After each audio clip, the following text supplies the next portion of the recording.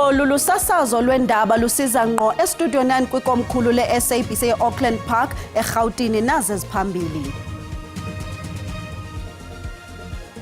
Isebe lokusingqongileyo kumasipala ombaxa waseRhawutini lisivalile isiphaze kurhaneleka ukuba sithengisele inkwenkwane neminyaka esi-8 ubudala amashwamshwam anetyhefu kwilokishi yaseMabhetla eSoweto. Xa i-exports zisihla, it means that ezi company zithengisela iAmerica azikwenza ingeniso ebangela into yobana bangakwazi ukuqesha. Yongeze loo nto kule ntswela-ngqesho sinayo eSouth Africa. Selivakala kweli ifuthe lokonyuswa kwerhafu ehlawuliswa eli yiMelika kwimveliso ethunyelwa kwela lizwe.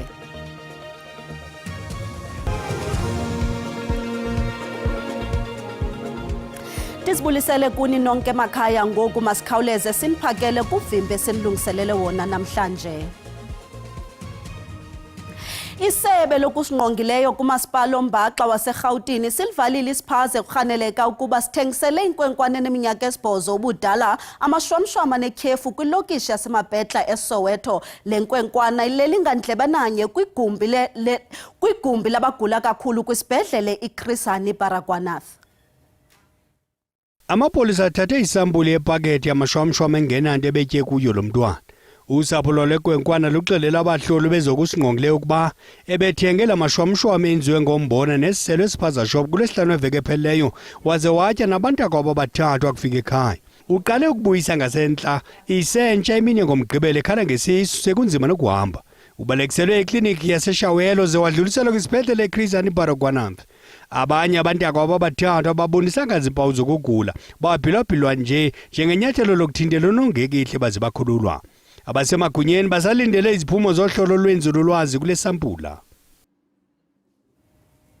Ukonyuswa kwerhafu yempahla yemveliso yeli loMzantsi Afrika nethunyelwe eMelika kuchaphazela amacandelo amaninzi kwaye wonke ubani kwihlabathi jikelele ushiyeke othukile ngelithi okukonyuswa kwerhafu kokona kuphezulu kususela ngeminyaka yo-1930 apha ekhaya. Amashishini abila esoma ezama ukuhlengihlengisa iindlela zokusebenza ukuze bangaphulukani nemali lokama amanye besathe xa ukuthumela eMelika. Ukonyuswa kwerhafu yokuthunyelwa kwempahla zeli kwamanye amazwe kuthetha ukuba ixabiso lemveliso liza kunyuka. I-tariffs ezi-imposwa yi-United States against i-South Africa zizobangela into yokubana i-economy yase-South Africa isokole okanye ihle izinga layo ngoba izathu sokubana abantu abathengisela iAmerica abaproducer for iAmerica xa befacea i-tariffs ezi-high izobela abantu abaseMerika bathenga i-products e-South Africa bangafuni ukuzithenga because babona amaxabiso anyukileyo, so therefore bangazithengi. Loo nto ibangela ubana i-exports zala South Africa zihle. Xa i-exports zisihla, it means that ezi company zithengisela iAmerica azukwenza ingeniso ebangela into yobana bangakwazi ukuqesha. Yongeze loo nto kule ntswela-ngqesho sinayo eSouth Africa noqoqosho olungahlumiyo because asikwazi ukuthengisela la mazwe angaphandle. Kambe ke olutshintsho kwezorhwebo kwihlabathi lukwachaphazela umasipala abafana nomasipala ombaxa waseNelson Mandela Bay. Ingcali zithi iinkampani kwanezo zingarhwebi neMelika ziza kuqala ukuthatha izigqibo zokuzikhusela. We're very concerned about how that will impact us because we are a manufacturing-based economy, very reliant on the automotive sector in particular, and that sector has been hit quite hard in terms of the global tariffs that have been imposed. So we are currently doing an assessment among our members to understand the kind of implications we can expect, but I think it's too soon to tell exactly what they will be. Ukanti ke iMelika ithe nka ilizwe laseChina ngomyinge ka-125% werhafu yokuthumela imveliso kulandela ukutshikila emva kokunyuswa kwerhafu. Oku kushiye abantu abaninzi bebambe ongezantsi kuqoqosho lwehlabathi nakwizivumelwano zorhwebo. Nanjengoko luqhubeka ungquzulwano kurhwebo, ilizwe laseChina libhengeze ukuba liza kunyanzelisa umyinge ka-84% kwiimpahla zaseMelika ukususela namhlanje. Oku kusukela kumyinge ka-34% wangaphambili obhengezwe yiBeijing kumanyathelo wayo wokubuyisa izitya. The US side is still imposing extreme pressure on China by imposing tariffs. China firmly opposes and will never accept such arrogance and bullying behavior. If the US really wants to solve the problem through dialogue and negotiations, it should show an attitude of equality, respect and reciprocity. Icandelo lezemicimbi yezorhwebo eChina limemelele ukuba iMelika iyeke imikhuba yokuzigwagwisa nokuxhaphaza oku emva kokuba iintlawulo zomyinge ka-104% ezinyanzeliswe ngumongameli uDonald Trump ziqalisile kwiimpahla ezithengwa yiChina. Oku kuchaphazele uthotho lwamazwe yaye kugungqise iziseko zozinzo kurhwebelwano lwehlabathi jikelele. The Chinese government has made its solemn position clear regarding the US abuse of tariffs. The United States has imposed tariffs on all its trading partners, including China, which infringes upon the legitimate rights and interests of other countries, seriously violates the rules of the World Trade Organization, gravely undermines the rules-based multilateral trading system, and disrupts the global economic order and stability. Ukanti ke impendulo yaseChina isukela ekubeni uTrump ebethelele kuqoqosho lwesibini ngobubanzi isithwakumbe sokonyusa iintlawulo zorhwebelwano neChina ngomyinge ka-34%. Kambe ke iBeijing libizele inyathelo lalo mjikelo weentlawulo zaseMelika njengelinyasha imimiselo nemiqathango yombutho worhwebelwano wehlabathi jikelele. Kananjalo kukwavakaliswe amagunya aya kwiMelika wezembiwa ezinqabileyo ezifana nesenerium, iterbium nezinye. Kwalapha ezindabeni basesexhaleni kwiphondo laseMntla Koloni emva kwezantyalantyala zemvula ezikhokhelele kukuphuphumala komlambo waseVaal ukususela ngecawa.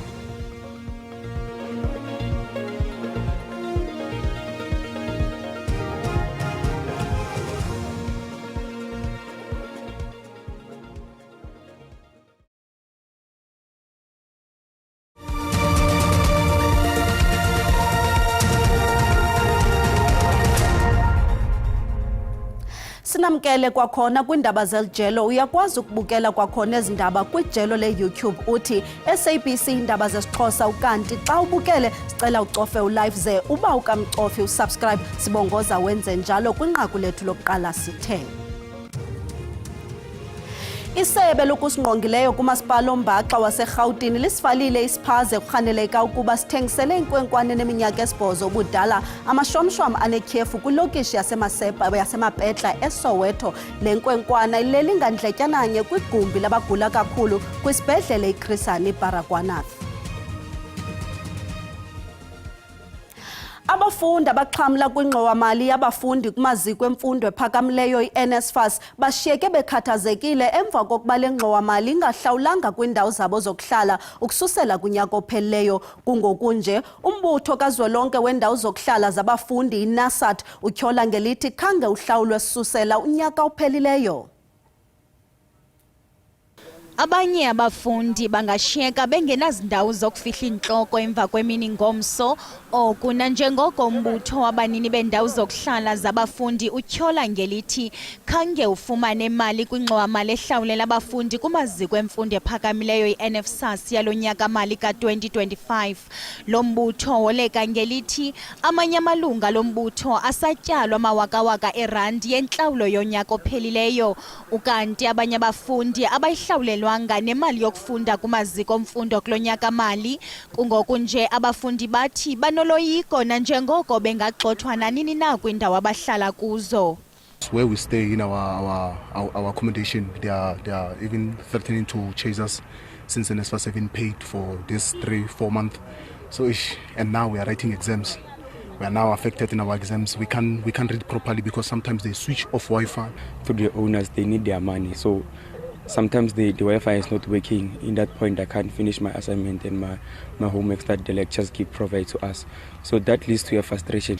Kusenjalo umbutho wendawo ezihlala abafundi umile kwelokuba uza kuqhawula izivumelwano zokuhlala zaba bafundi. Sifunakala ukuthi kube nesombululo lesiphuthumako so that ema landlord noma laba labahlalisa abantwana batokhona ngalokuqhubeka babasekele labantwana but kulesigaba lesikuso manje sisethi kusigaba lesimatima kakhulu ngoba imali batibolekile kurana noma kuqhubela ama business abo phambili sethi phelile uma ungabuka from January nyalo senge April sethi wenyanga yesine so lokho abakabhataleki. Ama service providers siyalimala kakhulu ngoba kunema cost electricity, ama cost emanti, kunema cost ekutransport abantwana, ama cost Wi-Fi, of which le mali asikabhatala.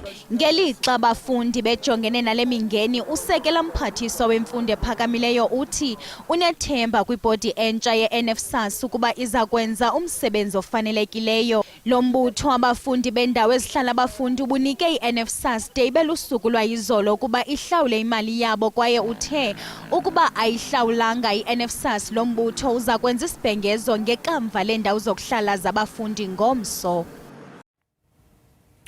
Uluntu lwase-Ranchville eKuruman eMntla Koloni lusisifu ngumsindo lumemelela ibeqatha ingalo yomthetho ngakubatyholwa ababini aboyanyaniswa nokugebengo lukaWinnie Coetzee oneminyaka engama-24. Umzimba kaCoetzee ufunyenwe sele usonakala kwithafa elikufuphi emva kokulahleka iintsuku ezintlanu. Kufaneleka ukuba uCoetzee wancithekiswa kanobomze walahlwa kwithafa elikude kufuphi. Umzimba wakhe ufunyenwe ngabahlali ubonke ukwenzakaliswa kutyholwa esisibini nabafundi besikolo sendawo. Umfi ebenukwa ngokweba ifoni yomnye umfundi. Abahlali bahlaba ikhwelo ingabi nalusini tu ingalo yobulungisa ngakubatyholwa. Your child is my child and we feel very, very terrible about what happened and the way they kick him and they assault him is way out of I can't even get the word how to describe it because it was so brutally. We say if justice wants to serve this community right, they must not give bail to these people. If you can go and see how this guy was murdered, how can you give bail to someone? I mean, just think by yourself, it's your child lying there for 5 days. You can't even recognize him. So we say if justice really wants to serve this community, they must not give bail to this type of people. Abahlali bathi badiniwe zizenzo zobundladiya kwindawo yabo. Children of outside, they come to our school, but they come with problems. Each and every time there is problem at Ranchville High School because of the kids that are coming from outside. Isibini sabatyholwa sijamelene netyala lokubulala elokuxhwila nelokubanga umqobo kwingalo yobulungisa. Iphondo laseMntla Koloni lisathe qwa emva kwezantyalantyala zemvula ezikhokhele kukuphuphumala komlambo waseVaal ukususela ngecawe. Izinga lamanzi kweliphondo linyuke laya kumaqondo aphezulu kwiintsuku ezigqithileyo ukanti ezimpuphuma zemvula zihlasele ingingqi yaseNamakwa zezashiya nezinye ingingqi zingenambane ubuxhakaxhaka bokuqhagamshelana ngonomyayi bungasebenzi. Amafama akwingingqi yaseVaal Dam ahleli ngoloyiko kuba abayazi into engenzeka. Oku kulandela isilumkiso sokunyuka kweqondo lamanzi kwezi ntsuku zizayo. Abafuyi bathi sele zikhona iingcebiso zokuthintela unongekehli. Our concerns as farmers that are living along the banks of the Vaal River is that our livestock are going to be threatened, in terms of grazing because we have a limited portion of grazing. Up down the farm here, it's agricultural projects where we're not supposed to take our animals to. So they'll only be limited to this portion where I'm standing now, down to that side, that direction. And now it becomes a problem when the water rising rapidly, we'll just have to keep our animals, in their crawl. Ibambela lenkulu baphathiswa yeliphondo uBentley Fass umemelele omasipala abangqonge iVaal Dam ukuba bakhuphe isilumkiso kubahlali kwangexesha ukuze balungele ukuthutha xa kungakho isidingo. From our side, we are confident that we have the capacity as a province to respond to any disaster in our province, but we will keep our communities informed, and our municipalities should communicate to communities around any possibilities in terms of the floods that might occur. Lo mfama uthi unethemba lokuba akuzukuphinda kubekho ukuphuphuma kwedama kwezinsuku zizayo, ukwathi oku kungakhokhelela kwingxaki ezimandla kwimfuyo. Ukanti umasipala waseSolblatyi unyanzeleke ukuba atshintshe indawo yokwembela umnyhadala wepasika bawenzele kwenye indawo. Ukanti njengesiqhelo sinayo intatheli yethu yezobuchwephesha uSandile Hlangani eza kusincambazisa ngezamaqonga ezonxibelelwano. Sandile, mantisibulisele sikwabulela nangexesha lakho. Inkosi. Ingaba yintoni ngokwetrendayo? Into etrendayo yi-Fees Must Fall movement. Uzawukhumbula ke kweli xesha le-technology, ezi movements ziqala njenge-hashtags phaa ku-social media, kuba ke abafundi kwixesha esiphila kulo besebenzisa kakhulu uTwitter okanye uX. Nayo ke le movement uFees Must Fall phaa ngo-2015 iqale ngayo okanye njengale hashtag abantu abaninzi bayazi namhlanje njenge-movement. Enye yedemands zabo ke uba uyakhumbula yayidatha, i-accommodation kwaye nokuthi le mfundo siyifumanayo okanye bayifumanayo namhlanje mayibe free. Abantu abaninzi ku-social media ke benza le nto kuthiwa i-reflection, bayajonga okokuba ezaa mfuno babezibeke phambili ku-government, ingaba ugovernment wazisa iso na. Ziyabethabethana ke izimvo, kukho abantu abathi into ebangela okokubana sibe sisathetha ngo-NSFAS ongakwaziyo ukubhatala le mali yokokuba abafundi babhatale accommodation, ngoba uzawukhumbula ke okokuba nanjengela nqaku belisitsho ukuba uNSFAS uyayidileya le mali, akababhatala abantu ke abazi-landlords. Yenza ke loo nto leyo bazibone bengenazo indawo zohlala. Nqaku lethu lesibini ke liphuma phambili okanye lihamba phambili phaa ku-social media leli likaChris Hani, njengoba siyazi ke okokuba wathi wa-assassinatwa nge-April ka-10. Abantu abanintsi ke bathetha ngaloo nto leyo, bayajonga ukuthi leliphi okanye laba njani na ifuthe awathi wabanalo ke uChris Hani, not only apho wasuka khona e-Eastern Cape but kwihlabathi jikelele nase-South Africa. Uzawuyazi ke when it comes to into ezifana ne-politics, izimvo zabantu azifani, kodwa ke uChris Hani bayambulela abantu ngegalelo lakhe athe walenza South African politics. Sandile, ingaba ngoku ngophi mhlambi umfanekiso obukelwa kakhulu? Abantu abaninzi ke bashare ezi videos sizijongileyo phaa e-TV, abazama ukuzikhumbuza ngezinto ezenzekayo. Abantu abaninzi ke bashare ezona videos ke zeenkokheli zabo ezifana nomcebo. So if bayaya ke ku-social media, ngakumbi ku-X, kulapho bazawubona khona ke ezi videos bazisharayo abantu. Kakhulu phaa kuChris Hani zeza video apho enza khona izpeech zakhe uChris Hani, not only ezenza izpeech zakhe apha eSouth Africa but kumazwe angaphandle ngokunjalo. Sibambe ngazo zibini kuSandile, sibulele nangexesha lakho. Ezeli xesha ziphelile nto zakuthi side siphinde sidibane kwixesha elizayo. Kamnandi.